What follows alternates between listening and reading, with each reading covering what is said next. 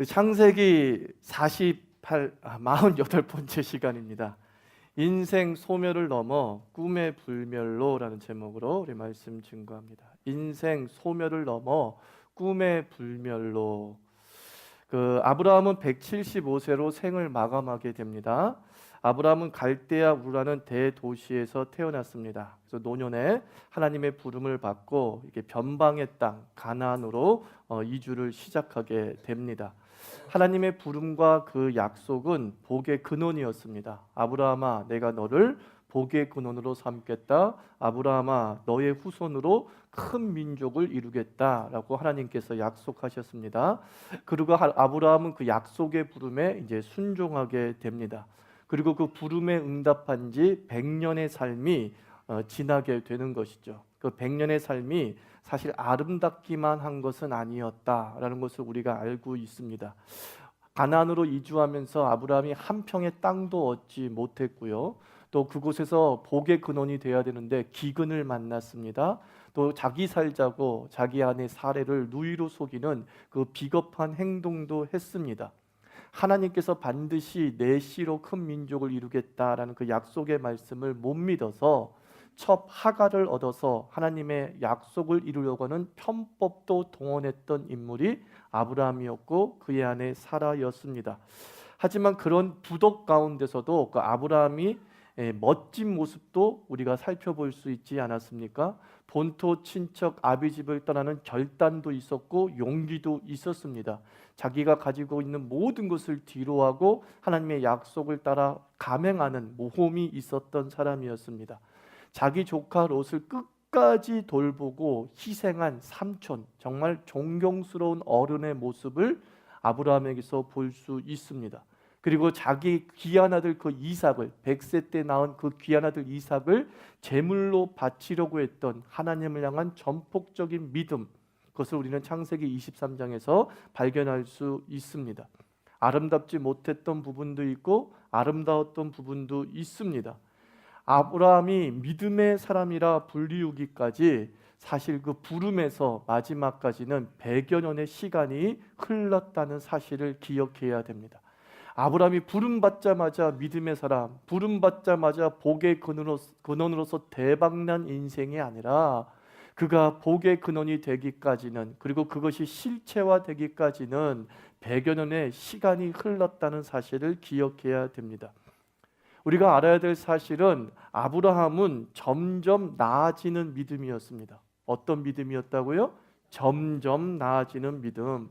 처음에는 사술, 자기 방법, 그리고 어떤 인격적으로 조급함이 아브라함을 지배하고 있었습니다.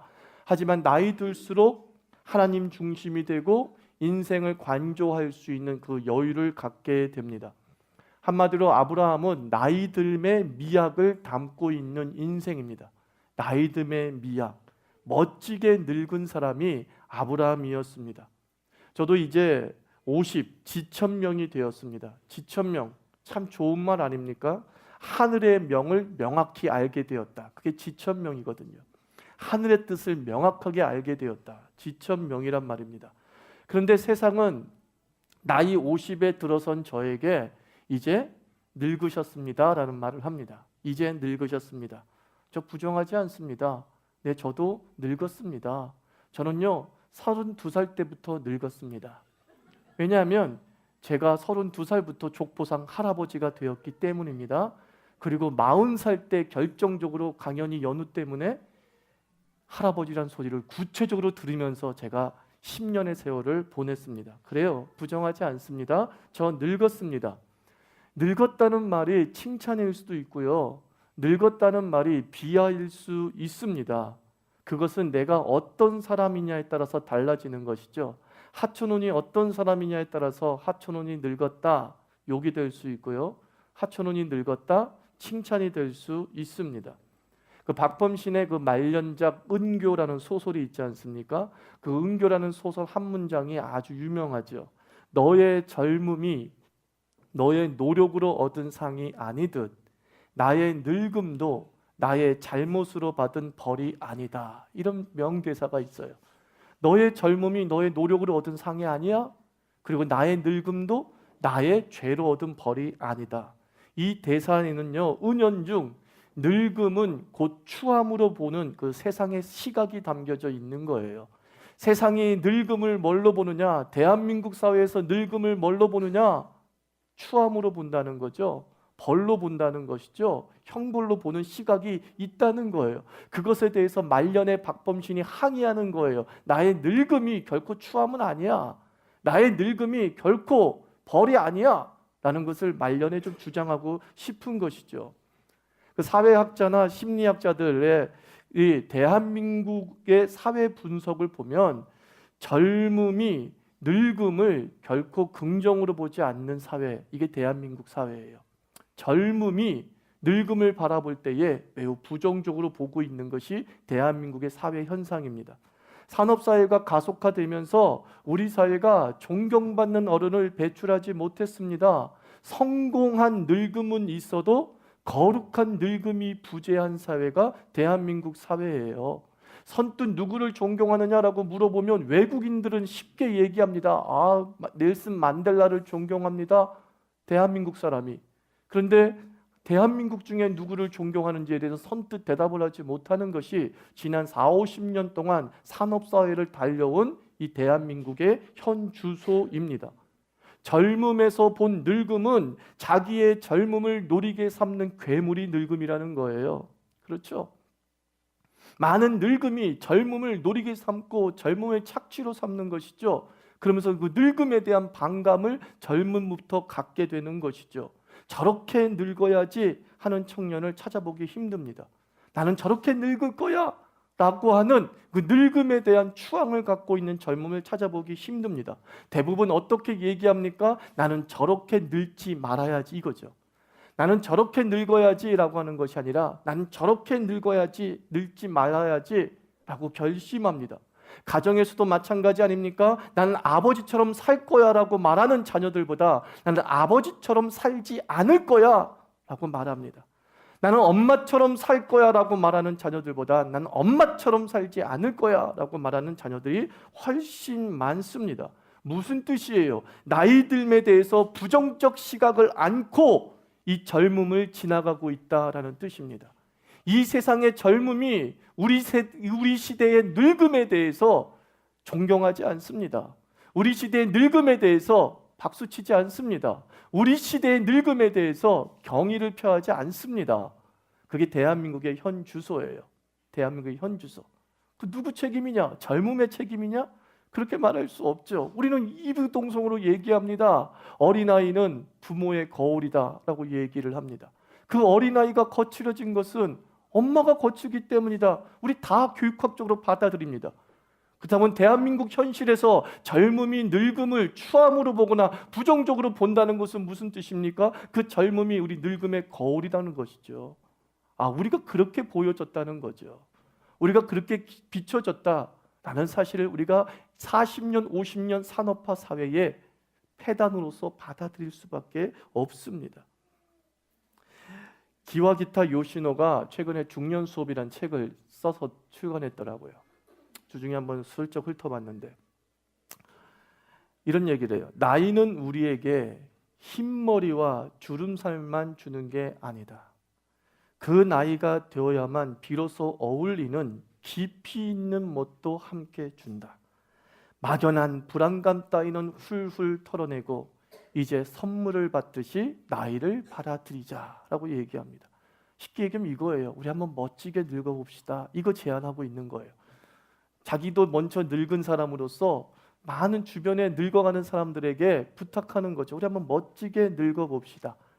좀 이렇게 위축되지도 말고 그렇다고 거칠어지지도 말고 그렇다고 사람들에게 내가 이렇게 산다라고 항변도 하지 말고 주변에서 스스로 참 멋지다라는 것을 인정할 수밖에 없는 그런 나이들므로 갑시다 하는 게 그 책의 주된 내용이에요. 멋지게 한번 나이 들어보자는 거죠. 멋지게.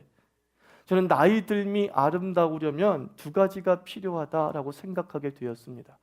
정말 멋지게 늙어가기 위해서 기초적인 것 두 가지가 뭐냐? 첫째가 물러남이에요. 물러남.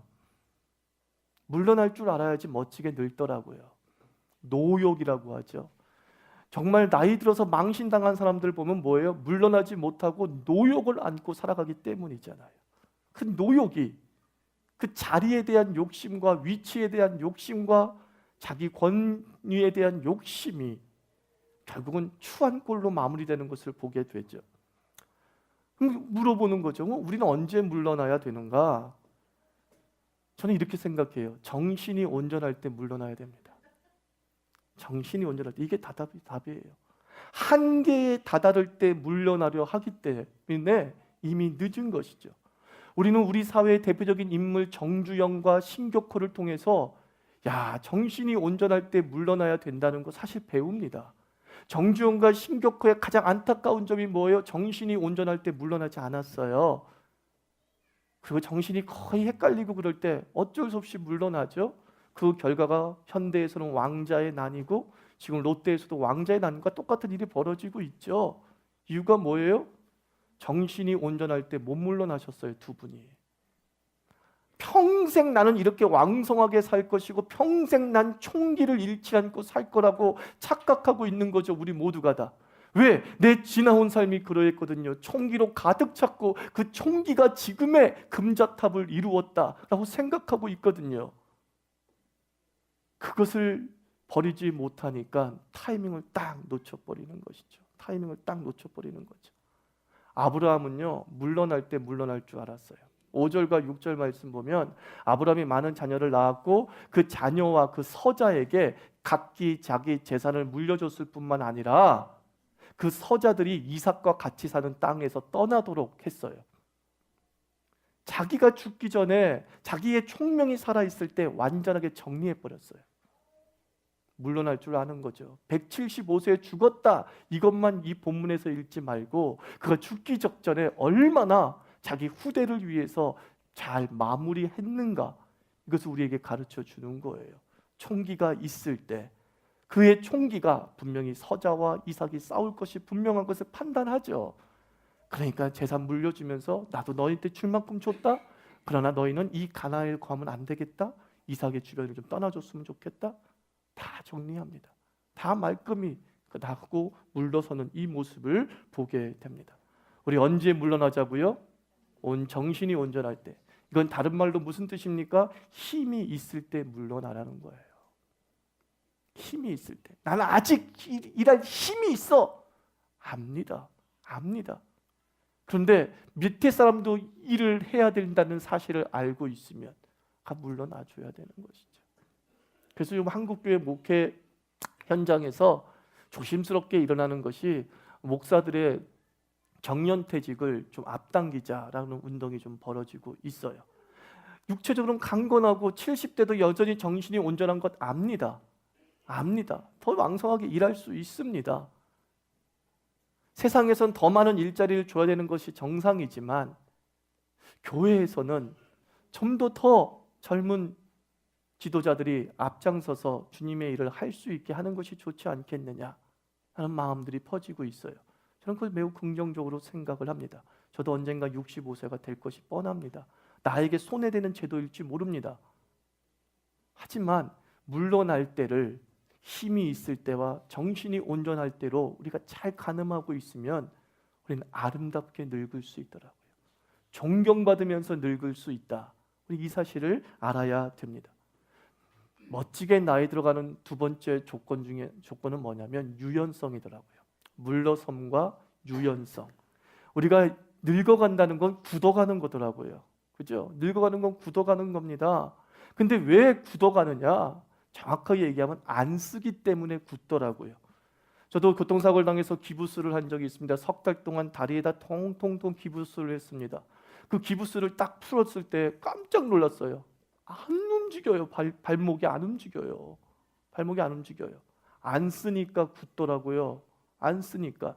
그래서 그것을 다시 풀게 하는 방법이 뭡니까? 강제로 움직이는 거예요. 물리치료가 딴 거 아니에요. 강제로 그것을 움직이는 거예요. 계속 움직이면 점점 풀어지면서 유연성이 생깁니다. 스트레칭이 뭐죠?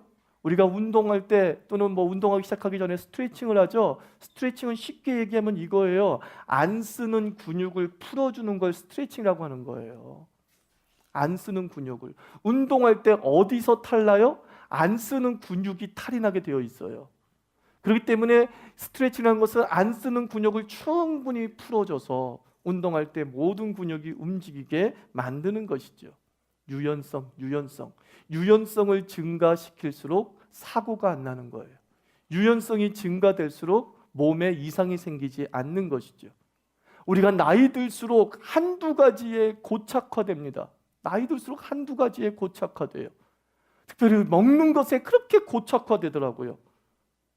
입맛에 맞는 먹던 것만 먹게 되더라고요. 저도 보니까요. 예전에는 굉장히 저는 먹는 것에 있어서 모험이 강했어요. 이것도 먹어보고 저것도 먹어보고 여행 가서 해외여행 가면 막 중국 가서 고수 냄새 확확 나는 거 한번 먹어보는 거예요. 먹어봤어요. 왜? 여기까지 왔는데 여기 음식 안 먹으면 안 되지. 먹어보는 거예요. 그런데 나이가 점점 들면서 이런 생각이 들더라고요. 다 먹어봤어? 이게 제일 맛있어. 이게 나이 드는 거더라고요. 다 먹어봤어. 근데 이게 제일 맛있어. 그것만 계속 주구장창 먹는 거예요. 근데 여러분 동양의학에서는 아시죠? 병드는 사람들을 보면 한 가지만 계속 먹는다고. 반드시 병든다는 거예요. 병이 한 가지만 또 먹게 만든다고 그러죠. 그 병은 그것을 먹어야지만 더 커지거든요. 그래서 그 병은 계속 그것만 먹게 만드는 거예요. 그러니까 그것만 먹어서 병든 게 아니래요. 병이 들어서 그것만 먹는 거래요. 기가 막힌 거예요. 우리가 병들었다는 게 뭐예요? 한 가지가 고착화되어지는 거예요. 자꾸 한 가지로 고착화되어지는 것이죠. 저는 뷔페를 그렇게 싫어합니다. 이유가 뭐냐? 돌아다니기 싫은 거예요. 근데 나만 싫은 게 아니더라고요. 나이 든 사람은 다 뷔페 싫어하더라고요. 병들은 거예요. 진짜 늙은 거야 그게. 진짜 늙은 거야. 안 되겠다 싶어서 뷔페도 좀 다녀봐야겠구나 생각을 합니다. 우리가 나이가 들면서 안 쓰는 근육이 많아지고 안 쓰는 생각이 많아지고 안 쓰는 가치가 많아지는 거예요. 한 가지 생각에 빠져 있고 한 가지 근육에 빠져 있고 한 가지 가치만 그냥 부여잡고 있으면서 이게 전부다라고 생각을 하는 것이죠. 그러므로 나이 들수록 의도적으로 우리는 다양성에 노출돼야 되는 거예요. 젊을 때는 저절로 다양성에 노출되어 되어 있습니다만 나이 들 때는 그게 안 되기 때문에 우리의 몸이 계속 한 가지로 고착화되기 때문에 나이가 들었다고 판단되어질수록 더욱 다양성에 자기를 노출시켜 나가는 거예요. 그 한 가지 방법이 독서이고 그 한 가지 방법이 매스미디어의 다양성에 자기를 노출시켜야 되는 거죠. 나이가 들면 들수록 매스미디어 한 가지만 붙잡고 있어요. 그래서 그 생각이 전부가 되고 그 생각이 자기 사회 생각의 전부가 돼버려요. 신문을 예로 들자면 그런 거예요. 조선일보가 있고 동아일보가 중앙일보가 있고 한겨레가 있고 경향이 있고 세계일보가 있고 또 뭐가 있죠? 국민일보가 있어요. 그 많은 신문 왜 있는 줄 아세요? 다 보라고 있는 거예요. 근데 집에 딱 한 가지만 봐. 매스미디어가 딱 하나로 고착돼. 나이가 들수록요. 근데 요즘에 젊은 애들은 어떻습니까? 매스미디어가 다양해요. 활자 매체로만 정보를 입수하는 게 아니라 인터넷과 SNS와 잡지와 다양한 루트를 통해서 정보를 입수해요. 창조성이 넘치는 이유가 거기에 있는 것이죠. 의도적으로 다양성을 만들어 나가야 되는 거예요. 빌 게이츠는 정기적으로 비판 그룹과 만난다고 하죠. 항상 그가 듣는 것은 칭찬만 듣잖아요. 회장님 잘하고 있어요. 대표님 잘하고 있어요. 얘기만 듣고 있다는 거죠. 그래서 1년에 한 번씩은 꼭 일주일 동안 비판 그룹을 자기 사무실에 불러서 일주일 동안 나만 욕해달라고 얘기하는 거예요. 우리 그룹이 무슨 문제가 있는지, 우리 회사가 무슨 문제인지 비판만 해달라는 거죠. 뭐예요? 한 가지에 고착되지 않도록 조심하는 자세. 그러니까 지금도 리더십을 행사할 수 있는 힘이 거기에 있는 거예요. 나이 들수록 멋져지기 위해서는 유연성이에요. 의도적으로 다양성의 자기 자신들을 노출시켜 나갈 수 있어야 됩니다. 다양한 가치를 바라볼 줄 알아야 됩니다.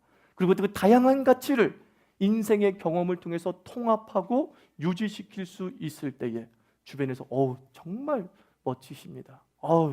나도 저렇게 늙고 싶어요. 라고 말할 수 있지 않을까 싶습니다. 늙음은 죽음에 가까워지는 것이잖아요. 인생은 소멸의 과정입니다. 우리가 죽는다는 것을 우리가 인정해야 되고 기억해야 되는 것이죠. 로마에서는 전쟁에서 승리한 후에 돌아와서 행진하는 장군 뒤에 노예 한 명을 세웠다고 하죠. 그 노예 한 명은 그 수많은 군중들이 환호성을 치르면서 개선을 찬양하고 있을 때 그 노예가 하는 일은 오직 하나 이것만 외친다고 하죠. 장군이시여 메멘토 모리, 장군이여 메멘토 모리, 장군이여 그대도 죽소, 그대도 죽소. 이걸 기억하시오. 메멘토 기억하라. 모리 죽음을 기억하라. 죽음을 기억하라. 실제로 로마에서는 장군들이 승리하고 돌아오면 승리에 도취되어지고 교만해져서 구테타를 일으키려고 하는 마음을 품기도 하고, 그리고 황제는 구테타를 일으킬 것을 미리 걱정해서 그 장군을 사형에 처하기도 했다는 거예요. 그래서 이기고 난 다음에 더 위기예요. 그러니까 메멘토 모리한 거예요. 장군 죽을 수 있어. 저 환호성에 빠지면 죽을 수 있어. 죽을 수 있어. 너무 우쭐거리지 말고 겸손하라. 그런 뜻이죠. 저는 그 얘기를 젊은이에게 얘기하고 싶습니다. 너희도 늙는다. 우리가 인생을 살아가면서 젊은이들은 뒤에서 그 얘기를 들어야 돼요. 나도 늙는다. 나도 늙는다. 나도 늙는다. 오늘 메시지가 늙은 사람들에게만 비판하려고 주는 메시지가 아니죠. 멋지게 늙어야 될 뿐만 아니라 너도 늙는다. 이거 기억해야 되는 거예요. 그럼 넌 어떻게 늙어야 되니? 이거 미리 준비하라는 얘기예요. 닥쳐서 난 늙었네? 늦은 것이죠. 나도 늙는다. 나도 죽는다. 이것을 항상 기억하면서 자기의 젊음을 아름답게 만들어 가야 되는 것이죠. 그 자기의 젊음을 베이스가 튼튼한 시기로 만들어 나가야 될 줄 믿습니다. 저는 이 창세기 25장의 그 배치가 참 의미가 있다라고 생각을 합니다. 창세기 25장 초두에서 아브라함의 죽음을 말하잖아요. 아브라함의 죽음을 말하는데 연이어서 생명 잉태를 서술하고 있지 않습니까? 첫 구두라를 통해서 6명의 자녀를 낳았다라고 얘기하고 18절 이후에서는 며느리 리브가가 임신했다라는 얘기를 하고 있고, 그리고 이스마엘의 많은 자손들이 퍼져나가고 있음을 얘기하고 있어요. 특별히 여러분 첫 구두라를 통해서 6명의 자녀를 얻었다, 이 얘기를 통해서 아브라함이 그 후처를 얻는 그 노욕을, 성욕을 갖고 있었구나, 그렇게 읽지 마시고 이 구두라에게 6명의 자녀가 생겼다는 것은 약속의 성취로 읽어야 되는 거예요. 왜냐하면 우리가 성경은 전체적으로 조망할 필요가 있는 것이죠. 역대상 1장을 읽어보면 족보 이야기가 나옵니다. 족보 이야기가 나오는 가운데 아브라함의 족보가 맨 처음 당연히 나오겠죠. 그리고 아브라함의 자손으로 구두라의 아들 6명을 기록하고 있어요. 무슨 뜻이에요? 성경이 얘기하고 있는 것, 이것은 단순히 아브라함이 노욕, 성욕을 버리지 못했다고 해석하는 것이 아니라, 아니면 로리탈리즘을 가지고 있는 그런 소아성애자라고 생각하지 마시고 약속을 지금 얘기하고 있는 거예요. 하나님의 약속이 어떻게 되고 있다? 성취되고 있다. 열방의 아버지로 만들어주겠다. 큰 민족을 이루겠다라고 하는 그 약속이 25장에서 어떻게 됐다는 거예요? 성취되고 있다. 성취되었다. 이삭 한 명으로 끝나지 않고 이렇게 많은 자손이 생겼고, 이 자손이 미디안 민족도 되고 이 자손이 어떤 민족도 되었다라는 것을 설명해 주금으로 말미암아 약속이 성취되었다, 이 얘기하고 있는 겁니다. 아브라함의 마지막에서 하나님께서는 다시 아브라함의 처음을 반복하고 있다라고 생각하시면 됩니다.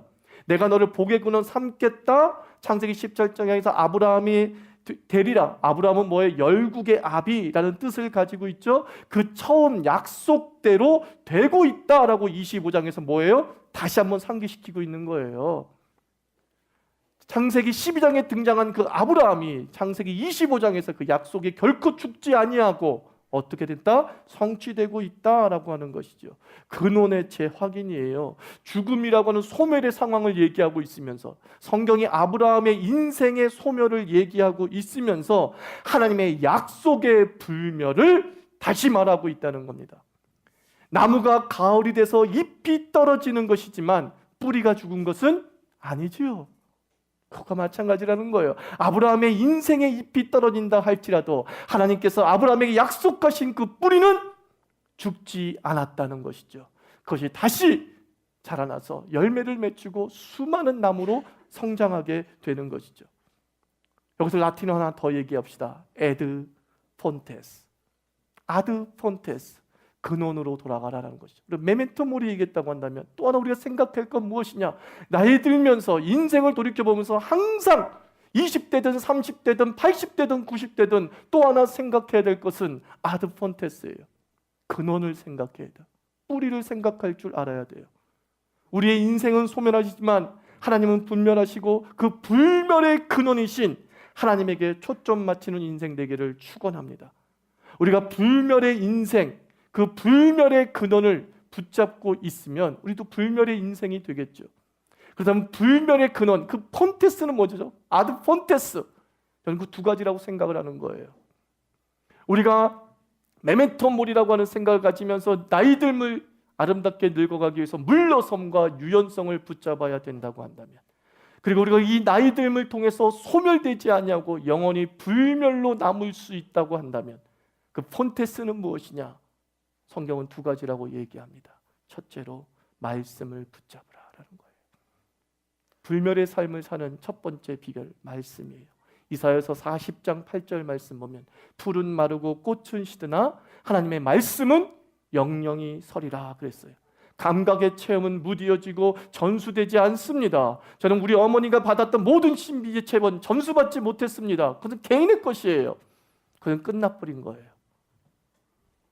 그러나 우리 집안이 받았던 말씀은 지금도 계속 나에게 전수되고 있습니다. 말씀의 체험은 더 날카로워지고 전수될 수 있습니다. 나는 죽어도 그 말씀은 내 자녀에게 전수돼서 불멸로 남아있게 됩니다. 그 기록된 말씀 덕분으로 우리 예수 신앙이 소멸되지 아니하고 2000년 동안 제자들을 넘어서 우리에게 계승될 수 있었던 이유는 말씀이 전수되었기 때문이에요. 풀은 마르고 꽃은 시드나 주의 말씀은 영영이 서리라. 여러분의 가정에 말씀을 심으시기 바랍니다. 자녀에게 말씀을 심어주시기 바랍니다. 온전한 말씀을 심어주면 그 말씀이 내가 소멸되어지더라도 나의 자녀에게 약속의 성취가 될 줄 믿습니다. 두 번째 폰테스는 무엇입니까? 믿음이다라고 성경은 얘기하죠. 히브리서 11장 4절 말씀 보면 믿음으로 아벨은 가인보다 더 나은 제사를 하나님께 드림으로 의로운 자라 하시는 증거를 얻었으니 하나님이 그 예물에 대하여 증언하심이라. 그가 죽었으나 그 믿음으로 지금도 말하느니라. 무엇이 불멸이래요? 믿음이 불멸이래요. 아벨은 죽었으나 아벨의 믿음이 지금까지 말하고 있다라고 말하고 있습니다. 우리는 육신은 약하나 믿음은 강해야 될 줄 믿습니다. 육신의 활동성은 떨어진다 하더라도 믿음의 활동성은 강력해야 될 줄 믿습니다. 뭘 하든지 간에 믿음으로 반응하는 것이죠.